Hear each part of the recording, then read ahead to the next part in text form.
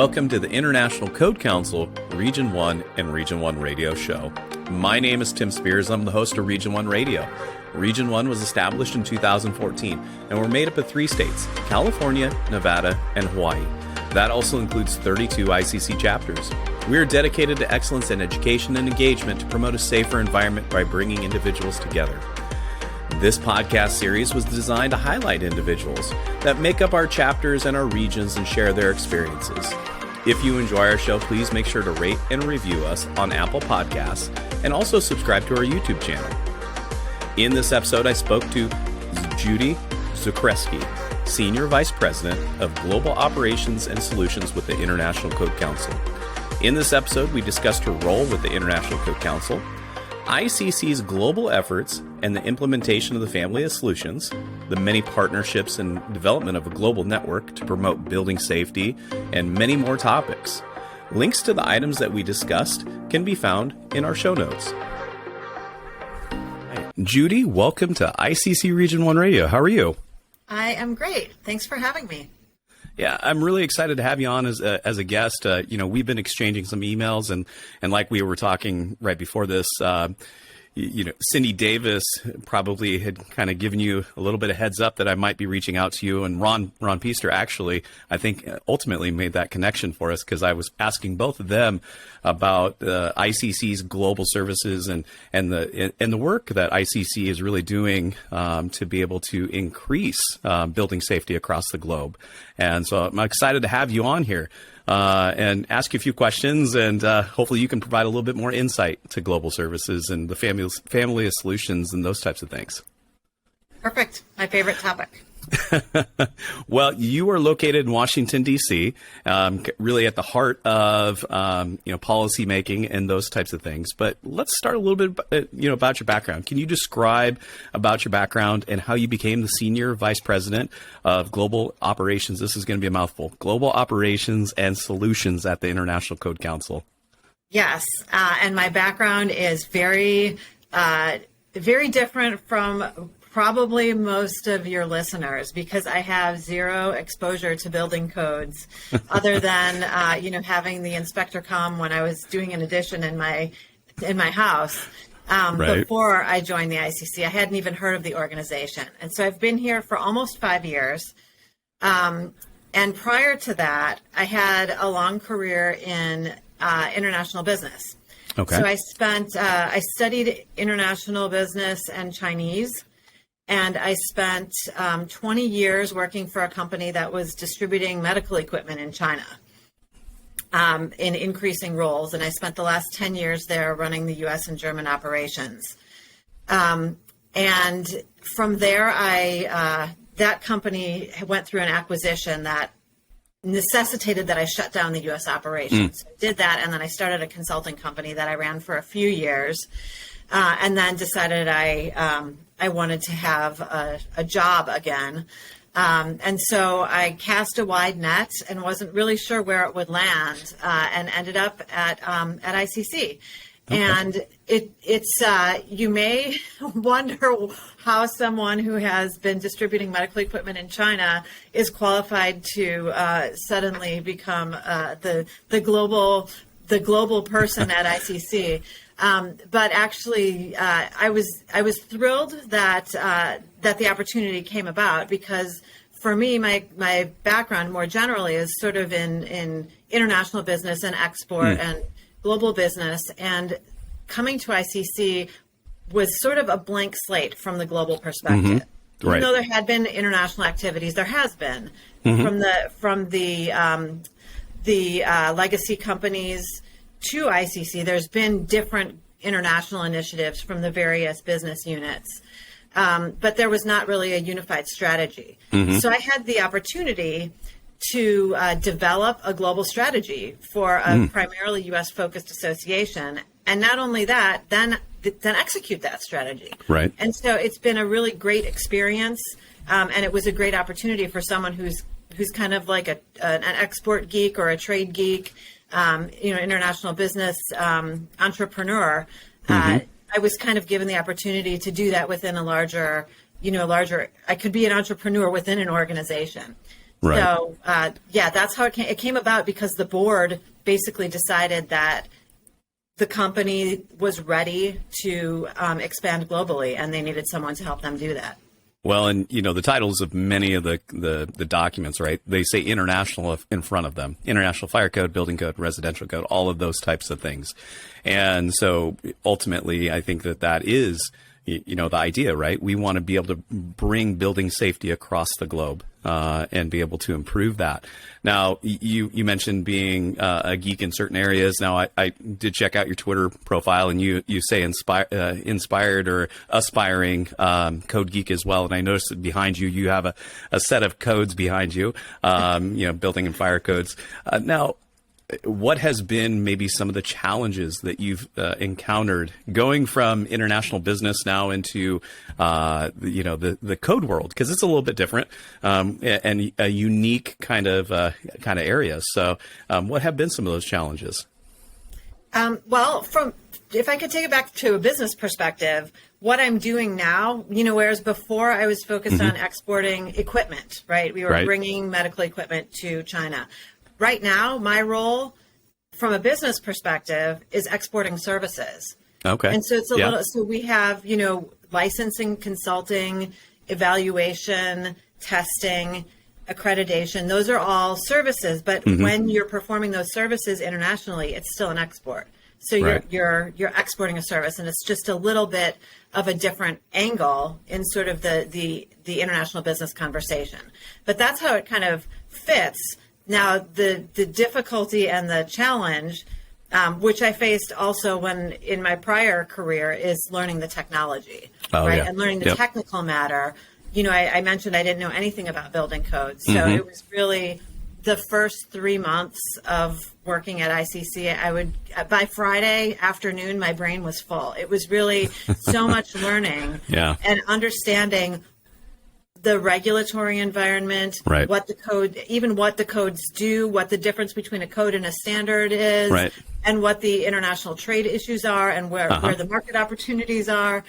So that the biggest challenge certainly was sort of being able to speak so that I didn't sound like an idiot, right? So I could talk the talk, building safety talk. And I was fortunate that Dominic Sims really gave me a lot of, he gave me a long runway to do that. Okay. He had low expectations at the beginning. He said, just learn. And, that was really a blessing and really the best thing I think he could have done, because it allowed me to talk to people and understand enough to be able to do something meaningful. Right.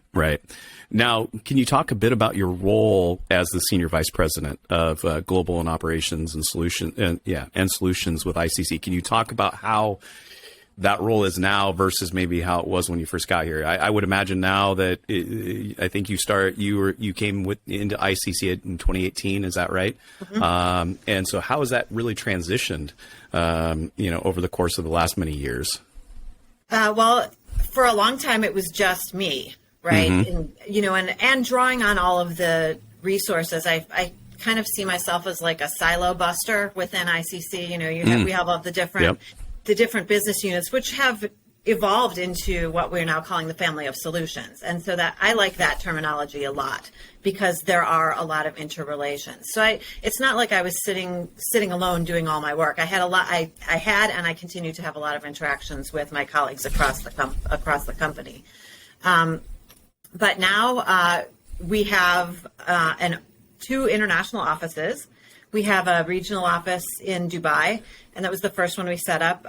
That opened. It was set up at the end of 2019, but our regional director of operations, Mohammed Amr, started in early 2020, right during the pandemic.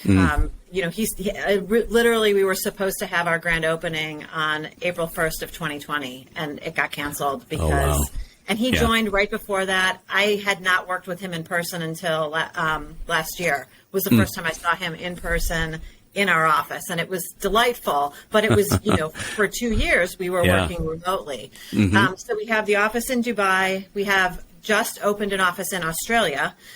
in Canberra to serve so the office in Dubai serves the whole MENA region, the Middle East, North Africa region. Okay. The office in Canberra, Australia serves the Oceania region, which is Australia and New Zealand to start, but also eventually doing some work in the Pacific Islands. Okay. And so we're growing. I mean, in Yeah. 5 years, we started from one person, and now I have someone here in the U.S. working with me, plus two regional offices internationally. So there's a lot more visibility internationally, particularly in those two regions, and a lot more opportunity, a lot more international work. Yeah. Now, you mentioned the offices in Dubai and Australia, but are there any other developing areas that ICC is working on? I mentioned earlier that I listened to that. I think it's episode 48 of the Pulse podcast. So if you haven't listened to that, go back and listen to the Pulse podcast, episode 48. But there was a discussion about Pakistan and how, that was like really a very, I don't want to say long process, but it was, they had you mentioned earlier about having, some of these legacy organizations had maybe initiated some of these conversations. And really in the last several years, like Pakistan has now looked to the adoption of the IBC and building codes and those types of things. And so are there any other developing areas that you might be able to share that you are currently working on that, different regions that ICC is looking at currently?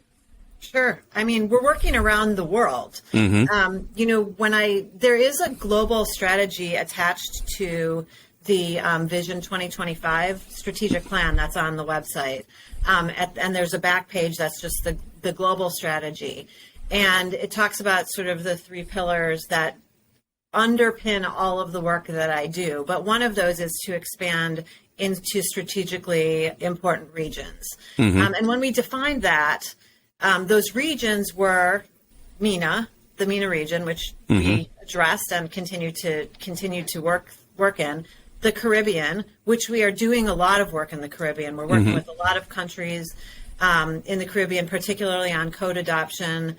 We have the CARICOM Regional Energy Efficiency Building Code that's based on the IECC that was developed or accepted by all of the 15 CARICOM nations, and it's in various stages of implementation in a number of Caribbean countries. And we're working with a couple of other countries on other iCode adoptions and adaptations. The third area that was identified in that global the global annex to the Vision 2025 was India, and that we've kind of reassessed India. I'm not doing a ton of work in. Let's say that I'm not doing a ton of work in India right now. And I feel like that's kind of been displaced by Australia and the opportunity that kind of came up there in an opportunistic way that we decided to pursue. And we're just getting started there. But, Australia will help with the sort of Indo-Pacific region. And then we have, just because we don't have an office in a particular country doesn't preclude us from engaging. And so Pakistan, yes, we are doing a lot of work there. The Pakistan Engineering Council is using the IBC as the underlying code for the Pakistan Engineering Code, and they're also now working on a Pakistan Green Code that's based on the IGCC, and we were actually able to help them with some funding to license the content through a Department of Commerce Market Development Cooperator grant that we have actually identified, or that we've received to help for code adoption and training in the Gulf, but in the Gulf region in the Middle East. But we redirected some of those funds to help Pakistan with the support of the Commerce Department. So that's great, and we're really flexible in how we work with governments around the world. There's not a cookie cutter approach to building regulation.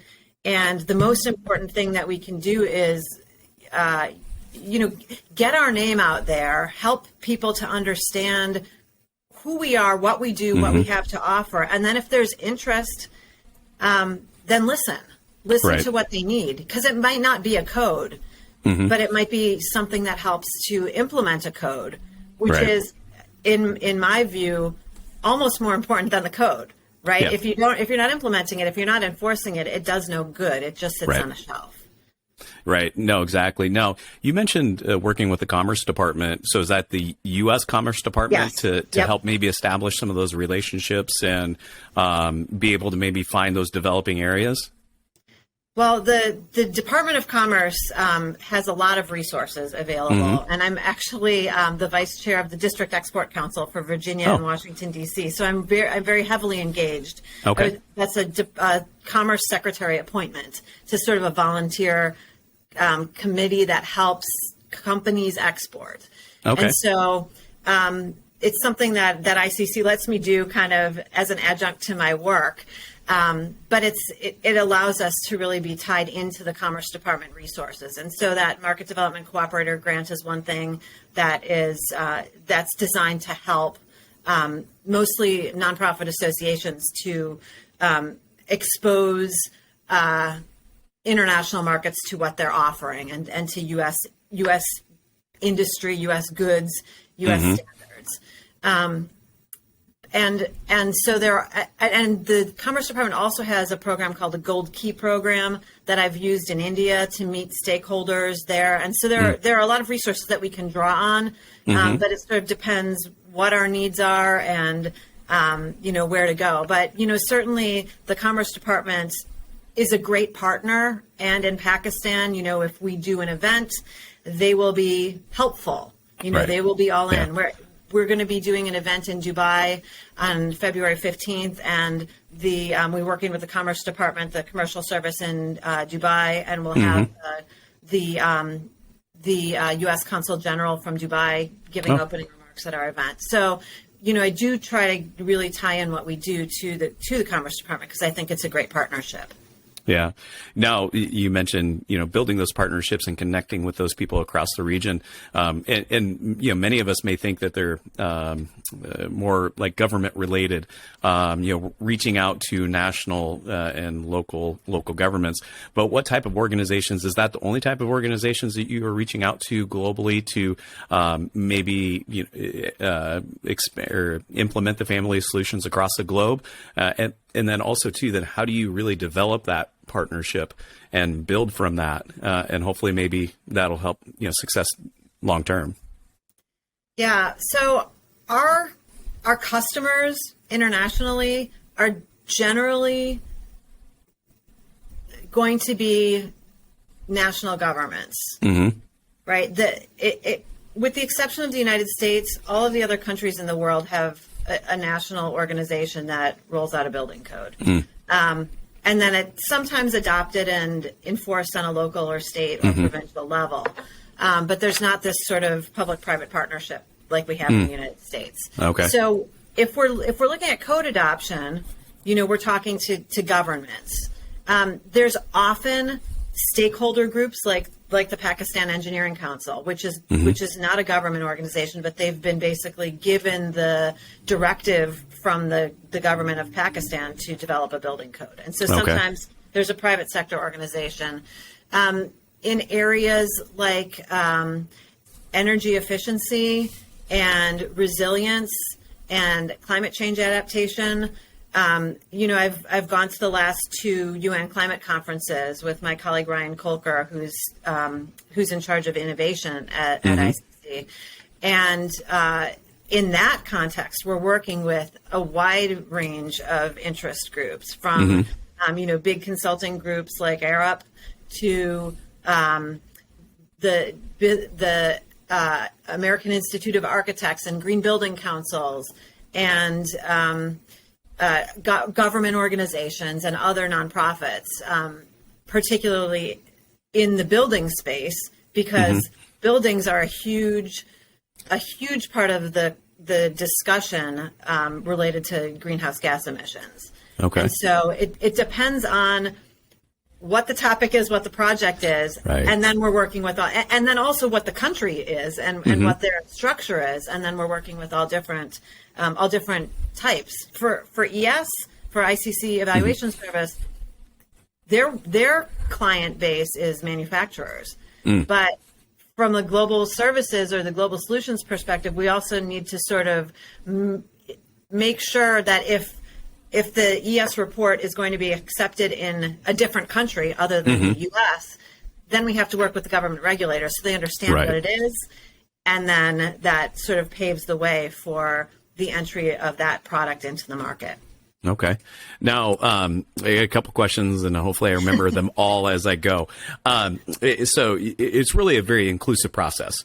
It sounds like it's not just, a lot of it does have to do with a lot of national governments, right? For the implementation of, building and fire codes and those types of things. But there are some private organizations that also probably assist. Now, I do know that ICC has the Global Membership Council, and how does that interplay with everything that you're working on, and then also too maybe the implementation of, or maybe maybe implementation is not the right word, but maybe the better understanding of the family of solutions across the globe. How does that work into it? I know that their meetings are virtual, so I was able to at least log on to the last one and watch. It was on lithium-ion batteries and that technology and how that technology is ever evolving. But how does the Global Membership Council help assist in that mission?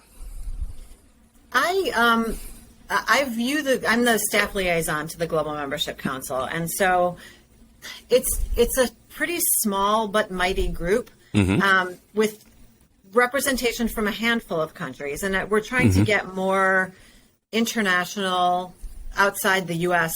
members of ICC period, but also people who are joining the Global Membership Council. And the webinar that you mentioned is one of the things that the Global Membership Council has sort of rolled out and sponsored since the pandemic started. So before 2020, there were no webinars, but we've been trying to do 3 to 4 of them each year on a globally relevant topic, because so much of building safety is not dependent on what code you're using.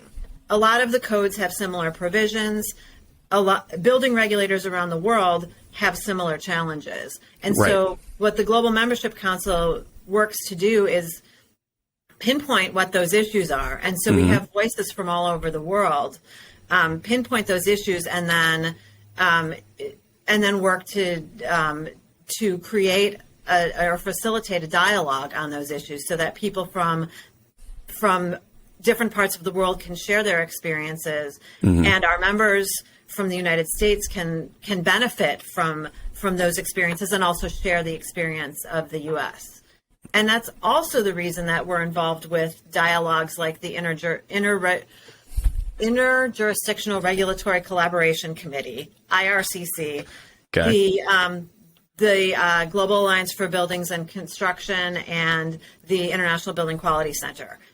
All of those are dialogues that bring multiple country voices to the table and really help to expand the conversation. And the Global Membership Council does that just as well. So those organizations, I guess, how what are the members of those other organizations, and how does that then additionally benefit ICC's effort globally? So the IRCC, the Interjurisdictional Regulatory Collaboration Committee. Sorry for making you repeat that again. it's a mouthful, and it's a little bit of an awkward name, but it's too difficult to change for many reasons. But that is about 15 representatives from the regulatory and building safety bodies from about 15 countries that are using some form of performance-based building regulation. Okay. So, we have in the U.S. mostly the I codes are mostly prescriptive, but we have Clause 104.11, which allows for. See, I'm getting there. That's pretty good. You could even recite the section. Only that one. But the alternative methods and materials. Right.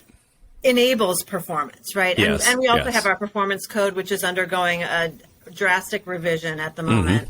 And so we have a voice at this table, but that helps us to, again, we're discussing sort of globally relevant issues. The issues that they're talking about are also lithium-ion batteries, energy efficiency, wood construction. The same things that we're hearing in this country are issues around the world. And so that provides a forum for us to ask questions, to poll the other members, and to participate in a dialogue that enriches. And also for us to share information about our standards and our codes that might be interesting for some of those other countries.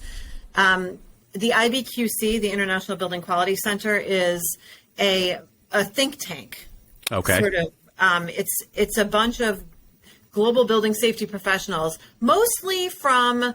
It started with Australia and the UK, and then we entered from the US, and we've got some members from Africa, and so they put out good practice guidelines. Oh, okay. So there's good practice regulatory guidelines, good practice. I'm going to forget all of them, but there's something specific to emerging economies in developing countries, because if you think of like Pakistan, 80% of the buildings in Pakistan are not what we'd call engineered solutions. They're not going to be built to a code. They're using traditional construction methods, and they're small residential homes in outside of cities. And you see this a lot in Africa. And so something like the I-codes is only going to be relevant to a small percentage of the construction in these countries. And so this is enabling us to really kind of dive deep into emerging economies and developing country issues, and it's really helped me to understand a lot more about the different issues and challenges and approaches that would need to be taken in these countries. And it's like even more of not a one size fits all approach. And so right now we're working on, and we will be releasing before the end of February a good practice guideline on building product performance. Okay. And so it's been more than a year in the making. And the chair of that working group is Dame Judith Hackett, who was a speaker at the annual conference in 2019. And she wrote the Hackett report that was the sort of assessment of what happened at Grenfell, at the Grenfell fire 5 years ago. And so it's been a lot of work, but I think it's going to be a very interesting document that should have global relevance. Now, with that document, we talked about like standards and testing agencies and the international, code counselor. There is an international testing association to be able to make sure that building materials do meet a certain quality, right? How does that document and best practices relate back to that testing agency? Does it require that they be tested? Because I'm here in California, and we have the California method of approval. So things that we implement in fire safety or even buildings, things that go into buildings, we make sure that they meet the requirements of California. Is that kind of how that is, or is it more of a testing method to make sure that they're safe to use? Well, the paper it has something like 30 elements of a good regulatory regime or approach to ensuring that building products perform as they are supposed to. I mean, the UK has a strong system on paper, yet this tragic event happened, and so it's sort of the Hackett report kind of unpacked, and they just finished a bunch of years worth of hearings about what the problem was, and they've uncovered all kinds of things, like there was fault in multiple parts of the system. The Hackett report identifies how complicated the system was, and almost to the point that it was impossible to follow. But each country is different, and so the assumption can't be that because this happened in the UK, it's going to happen everywhere in the world. However, there's value in people from countries that have not had such a tragedy to kind of step back and reflect and look at, we have a strong system right now, but could it be improved so that we don't have a Grenfell tragedy? Exactly. So I think it will be useful from that perspective. Yeah, I think that anytime that there is a tragedy, we always try to, lessons learned, right? Surfside condo collapse. Yep. What happened there, and trying to be able to take those lessons, and that happened in Florida. How does that impact me in California? And then it may not. Sometimes it's not always apples to apples, but at least we can maybe take some elements from that, learn from it, and then hopefully, look towards some improvement in building safety. Now, we've used the term family of solutions a lot, and so many people may not know what the family of solutions are. Can you define when you reference the family of solutions, what those family of solutions are? Sure. I like to describe it as tools that can be used by a jurisdiction to help with the implementation and enforcement of whatever building regulation they have.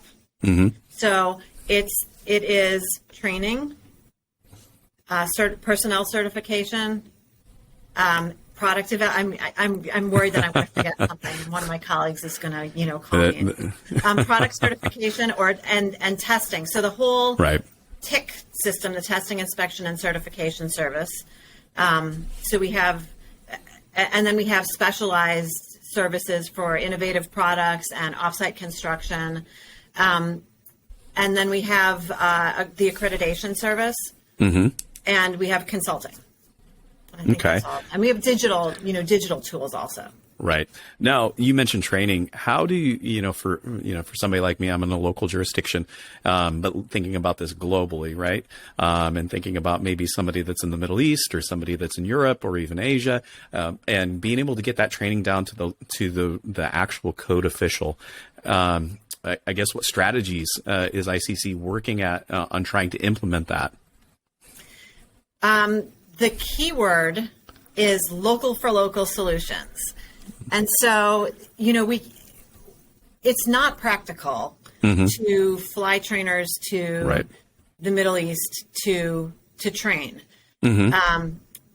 And the people, the engineers, the practitioners, the building officials, the inspectors in Saudi Arabia, they need training on the Saudi building code. Right. Not necessarily the IBC. And so most of our training that's available in the United States or that's available from the ICC is based on is ICODE based. And so we can adapt that. And in fact, we have adapted a lot of the training to the Saudi building code. But what we found, we have some online modules for the Saudi code, for also the CARICOM, the Caribbean Energy Code, online training and certification modules. But there's a need for in-person training, particularly in Saudi Arabia, local language training, and in the training, pictures and examples that are localized, right? Not pictures of something that is in the United States, but pictures of a building that's in Saudi Arabia. And so we've done we've taken some steps to get there, at least in the Middle East. And I think we have had we've learned a little bit, and I think we need to revisit what we're doing. But I think there's a huge opportunity, and even more so, a huge need. So I think you'll find going forward that we're going to be collaborating a lot more with folks on the ground that have the capability of doing the training, but we also need to make sure that they have the skill and understanding to provide that training. So it's got to be somebody who really knows the code. And there are people, but it's finding them and making sure they're available and willing to do it. Yeah, it's more like train the trainer, so then that way then they can then train the people that are there locally, maybe reaching out to professional organizations. And I don't know. I mean, obviously I talk about, or my understanding is here in the United States. We have professional organizations. For myself, we have I'm part of the California Fire Prevention Officers. So we have a professional organization. This is Region 1. And we're a region made up of Nevada, California, Hawaii, and even us, we have, differences amongst the three states. But, being able to maybe reach out to those folks, reach out to those professional organizations and share that. And then hopefully then they can share that relevance. And as you mentioned, having the background to understand their local building code. Because I don't think I probably ever looked at the Saudi building code. And so I'm sure that there are things that are because of geography. There are things that are specific to them, no different than here. Like we've got a lot of seismic activity in California, but I've got anywhere from the coastline. I live in the valley, and then also the Sierra Nevada mountains. And so a lot of diversity just in California. And so being able to bring somebody from the Midwest and then teach us about California specific things probably wouldn't necessarily be the easiest thing. But that being said, you mentioned, teaching them the skills. And I would imagine that maybe one of the training solutions is inspector skills and trying to be able to really implement the code, but also how do you implement it? Yep. And so now, I've been involved the last many years on code development. And speaking of we kind of talked about it initially, the building and fire codes being international documents that can be applied across the globe. But a lot of the times that, I'm in the room on these code hearings, it's typically, I think the last time it was Louisville, the time before that was in Pittsburgh, or, you name it. It's definitely within the contiguous 50 states. But how do we, work towards maybe increasing the inclusivity of maybe some of these other regions across the globe, and then making it a little bit easier? I think about like fire department access. We have our fire apparatus are so much larger in the United States than compared to maybe our partners in Europe, but also our partners in Europe have smaller streets. And so they need to have a little bit more nimble type of apparatus. But how do we increase that and build off of that and hopefully make it a little bit of a bigger document that can be implemented elsewhere? Yeah, that is a fantastic question. It's one that that I'm asking internally and having discussions about internally, because if English isn't your first language, it's daunting. It's also, if you're coming from a developing country, it's maybe not financially practical to join the code hearings. Right. And the codes are. The engineers, the technical folks that are using them around the world, they understand it, right? Like there's not a lack of understanding, but kind of getting involved in that process. And I've sat in on code hearings also, and it's a bit overwhelming for me. Right. And I'm not technical, but I speak English and I work for the organization. I understand what the purpose. Right. And some of the changes seem minute, and there's these back and forth, and I think it can be daunting. And so I think we need to, if we want more global participation, we need to make it easier in some way. And I don't know if that is, putting together regional code committees that, propose regional changes, and then you have one person representing that group, so that it's, they've got sort of the power of the masses behind them. But the other challenge is that, like the Saudi building code, it's adapted from the IBC, the 2015 IBC. And so is it more relevant for the Saudis to have their own code development process running in Saudi Arabia to update the Saudi building code, maybe informed by the changes of the I codes? And, is that something that we could support and help to stand up? Okay. The Caribbean, it's a little bit closer, it's a little bit easier, and they've only got the one code. And I think we do have participation from CrossQ, the Caribbean Regional Organization for Standards and Quality, that facilitated the development of that code. And we have their participation in the code process for the IECC. Right. So, that's happening, but it's a drop in the bucket at this point. So I think we need to think about it in a bigger, more strategic way to make it easier for people who are interested in participating to do that. Because somebody who's not using the code is not going to be interested in participating in the process. No, and to simplify the process is the reason why the process is the way it is because, I don't want to say it has to it has to withstand the rigor, but it kind of does. I mean, because it is a consensus document that allows for a lot of participation and a lot of input. Things that you would think would be a slam dunk. There's a lot of people at the mic to say that, well, that's not necessarily going to be that easy to get through. But considering that, like I think about California, we obviously our codes the I codes are the basis of the California editions, and so being able to take those documents, go through our code process, because we do have a code process. We don't immediately adopt the latest edition. We go through our process, and it goes through the California Building Standards Commission, and the state fire marshal participates in this process.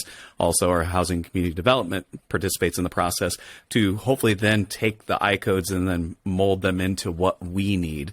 Now, granted, we also do participate in the code development process because we as California, have things that we'd like to see in the code, because we've experienced some different things. And a lot of times we'll experience things maybe before other portions of the country do, and try to bring those into the code. And I would think globally that would also happen as well. Mm-hmm. I would think that there would be some unique circumstances that they would probably want to also introduce in the code.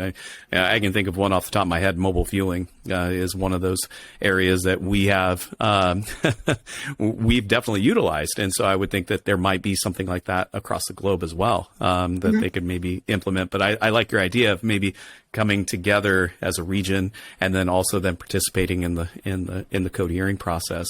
And this last code hearing process, I know that there was a lot a push from even private citizens getting more involved in the code hearing process, and so I think that in and of itself is starting to maybe hopefully make it a little bit easier, because a lot of it's online. Where it used to be you had to go into an auditorium and be in this auditorium, and it was kind of, typically they tried to do them regionally and tried to move them around so everybody could participate. But I think having them online makes it a little bit easier. Yep. And I just need to be on the record so Mike Pfeiffer doesn't wring my neck. I think our code development process is fantastic. Yeah, right? It enables for the development of an extremely robust code. Yes, yes. And you just don't see this kind of democratic small d process happening anywhere else around the world. Right. So it's really something to see. Right. And it's a great thing. It's just, if you're not familiar with it, if you didn't grow up with it, it can be like, it smacks you in the face like, this is insane. Yeah. Yeah, I remember my first code process, and I was a little taken back, and it was it was definitely very eye opening. Now, granted, now I feel like I'm a veteran, right? I've been to a couple, and I feel like I'm a veteran. I got this, and so you start to kind of learn. Those people are very active in the process, and have conversations with them, and kind of really understand. There is some nuance to it as well, and so you start to understand that throughout that time. Now, we've talked a lot about building fire codes, but, I also kind of want to talk about resiliency.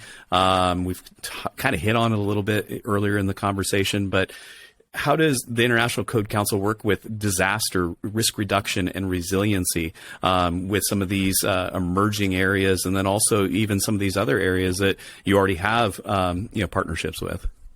I'm glad you asked about that, because I didn't get to mention the Global Resiliency Dialogue, which is something that we started along with the Australian Building Codes Board, the Canadian National Research Council, and the New Zealand Ministry of Business, Innovation and Economy. I think it's MBIE. Okay. These are the code development and research organizations in each of those 4 countries. And we got together first at the end of 2019 and worked throughout the pandemic to do a series of surveys. And then in October, end of October, early November last year, we released the Global Building Resilience Guidelines. Okay. So similar to the kind of best practice guidelines that are coming out of IBQC, this is an effort to look at how building codes need to change so that they're directing buildings to be resilient to the future climate. Mm-hmm. And it's a really difficult task. Oh, because climate science is imprecise, and it's not consistent, it's not constant, it's changing. Building codes are, they're set, they're strict, they're constant, but they're also based on historical hazard maps, and that's just not offering us the resilience that we need buildings to have going forward. And so those global building resilience guidelines are available online, globalresiliency.org. They can be downloaded for free, but that's looking at sort of what are different research and building code development organizations around the world doing to address this. And I'll tell you, there are no building codes right now that are forward-looking in terms of the hazard maps. Everything is historical, with the exception of the Canadian infrastructure code for like bridges. They've started to do some future climate mapping that informs how they build their infrastructure. And New Zealand now, as a result of this, is starting to integrate some future-focused climate science. But that's, a lot of the resiliency. I mean, having building codes, period, creates resilience. Oh, yeah. That's the first step, and then enforcing them, which is sort of the next area of focus. Is how do we build the capacity for jurisdictions to be able to enforce their building codes, and that helps with energy efficiency, with resilience, with future climate. So that's something that we're starting to talk about, and we'll be talking about a lot more this year.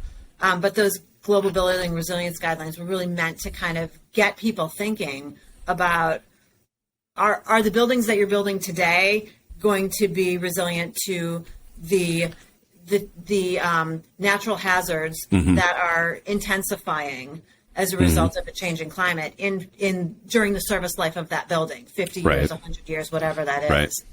And, I think we've seen it just here, within the U.S., right? Absolutely. And over time, things have definitely evolved. And in whether, building built in the 50s, can it withstand those anywhere from the natural disasters that we have to the seismic activity that we have. I mean, we definitely learn over time. And I do think, as you mentioned, just enforcing building and fire codes alone definitely helps with the resiliency of structures. And I think we've learned a lot. I mean, I remember when I first began my career, and it hasn't been that long, but I feel like it's been, decades upon decades. But it, probably 20 years ago, I remember my first fire code was 5 pages, I think. And then we adopted the 2006 International Fire Code. And, from that, it was a major change. And now the fire code has just gotten a little bit more complex. Just with each edition. And I think we do continue to build that resiliency though in it. But I think that, like you said, what happens in 20 years, what happens in 50 years? And how do you forecast that? I mean, here in California, we try, we think about the state responsibility area and wildfire risk areas, but we're looking at that, right? We're definitely focused on that, making sure that we have defensible spaces and those types of things, and build that into the code as well. Now, we talk about resiliency, we talk about enforcing the code, but what are obstacles that you see throughout the promoting of the family of solutions? What are some of those obstacles that maybe other countries are showing, and how do you overcome those obstacles? Well, I think, or maybe again, are there? I mean, I'm sure there are, right? Certainly there are obstacles, and I don't think that they're much different than obstacles kind of what we face here in the United States, right? Right. Do you have the budget to create to build the capacity to not only adopt a code, select a code, but be able to continually maintain that code and have the people trained to, whether it's private sector or government employees, to enforce that code, to understand it, to inspect, and to do that without corruption, right? To understand that this is the role of the building official is to protect public safety and to not fall prey to sort of personal benefit Right. that sacrifices that. So, like and outside also, influences. Yeah. Yeah. And there's the challenge of, as I mentioned in some of the developing countries, they might not have the capacity to enforce a document like the IBC. Mm-hmm. And so what can they enforce? How do you start? Right. Is there like a basics document? Right. We just worked with the Republic of Marshall Islands to develop a maybe skinny down building code for them that's going to be easier to implement and to speak, that speaks to the needs of a Pacific Island country, right? So you don't need all of the, you don't need the snow loads, right? You don't. Right. Depending I would on hope not. Right. Depending on the kind of construction they're using, maybe you don't need wood frame, or maybe you don't need steel, or, whatever. Right. And to enable it to be fit for purpose. I think that's the challenge, is to figure out what the right recipe for what is going to result in actual safer buildings. Right. Well, and you just kind of, I think we kind of, we talked about it just like the question before. I kind of mentioned how like even throughout my career, the codes have changed and adapted and have grown more complex. But a lot of some of these other locations haven't necessarily had that same experience, right? And so now they're trying to, maybe start, like you just said, maybe more of a pared down version, maybe an on-ramp, so to speak, right? Mm-hmm. Trying to find those things that are going to be the most critical. We definitely know that everything in the building and fire code is there for a purpose. Yep. It is there to try to maintain a level of safety, but sections, all the sections may not apply in every circumstance, globally. So how do you do that? And I think that's a great idea, to be able to try to pare down a little bit. They probably aren't going to need to worry about snow, or I hope not. Gosh darn. We talk about climate change and whether or not they're going to, we hope that does, the snow doesn't reach there. If it does, we're in trouble. But building that resiliency, but then, trying to figure out how do we, implement, because I think that, in what you said, that's a lot of similarities to what we face, here just within the United States. So the challenges that others are facing globally, we're definitely probably facing the same things here. And so how do we overcome them? And I think that as we start to kind of explore solutions, maybe that, granted, it may have to shift culturally to address some cultural needs, but I think that we could definitely maybe meet those challenges very similarly as well. Yep. So I'm also really hopeful about this process that we're undertaking now to sort of reimagine the ICC-PC, the performance code, because one of the challenges is that our code is not in metric, right? We don't use metric here. And most of the world uses metric. Yeah. And so, and it's not a simple, we have soft metric conversions, but that doesn't mean that a building material is going to be available to that metric conversion. You're having to look at, how manufacturers actually making the products, and does it meet that metric conversion? And then do we end up having to swap out all of the standards that we're referencing? So it becomes very quickly a very large task. Yeah. But with a performance code, you're not specifying any of that. Right. And so a performance code in a country that doesn't have a code, where they're just starting, the performance code can be like a really great scaffolding that could enable prescription. Right. That's not its purpose. But the performance code lays out the elements, the objectives, and then if there are standards that are relevant in that country, you can reference them and say, this is a pathway, right? This is an accepted pathway to meet this objective. Right. And so having a really robust performance code is a way to kind of overcome the metric challenge, and also help jurisdictions to decide what's really important. And let's make sure we're enforcing and regulating those elements. Yeah, it's a good transition. And like you just said, being able to highlight the goals of that given region, and being able to work through that, I think that that's a great idea, because being able to highlight the goals, be able to identify what those objectives are, and then being able to, put it into practice, and then hopefully, let's say 5, maybe not, hopefully not 10 years, but that we can get into the I codes, or at least a version of those I codes, and work through that process. I think it at least, it starts the process, and gives them an opportunity to start moving forward. Right. But yeah.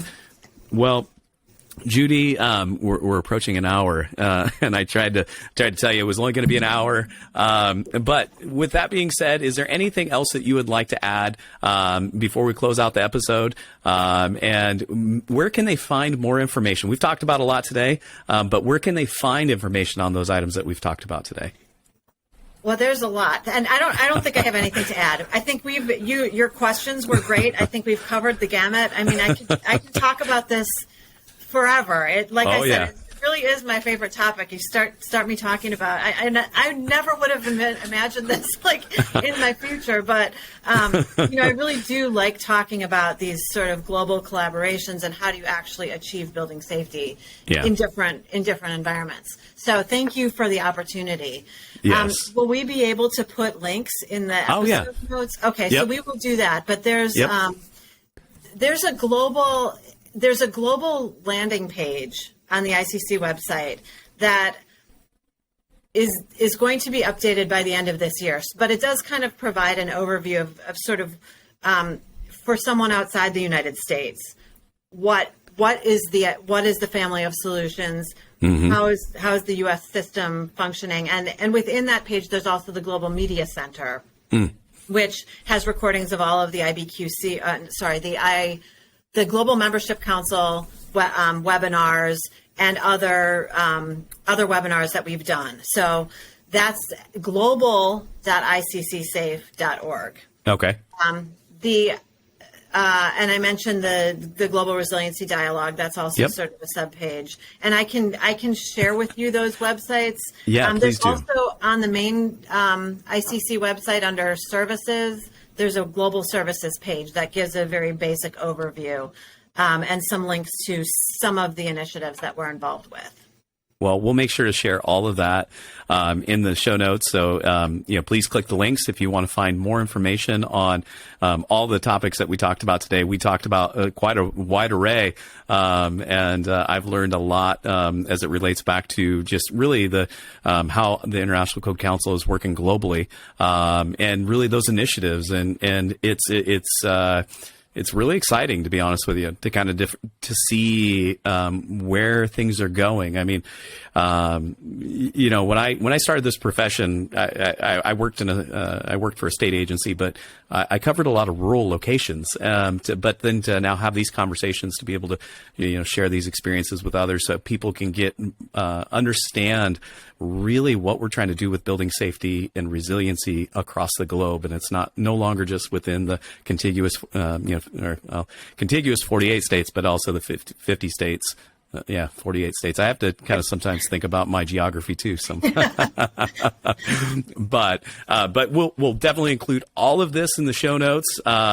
Judy, I want to thank you again for taking the time to meet with me, to sit for an episode. This is, like I mentioned earlier, this is season 3 or year 3 of the podcast. I didn't realize it was going to take off as much as it has, and so I'm glad that you were able to be a guest. You were the first guest of year 3. So yay! Thank you. I'm honored. Yeah, so I was excited. This has been a good one, and but if anybody wants to learn any more information, we'll make sure to include that in show notes. Make sure to subscribe to subscribe to our YouTube channel, and also our Apple Podcast, Spotify. You can find it anywhere. If you're listening, you know that you can find this anywhere, right? So, but with that being said, Judy, again, thank you, and until next time. Thank you so much.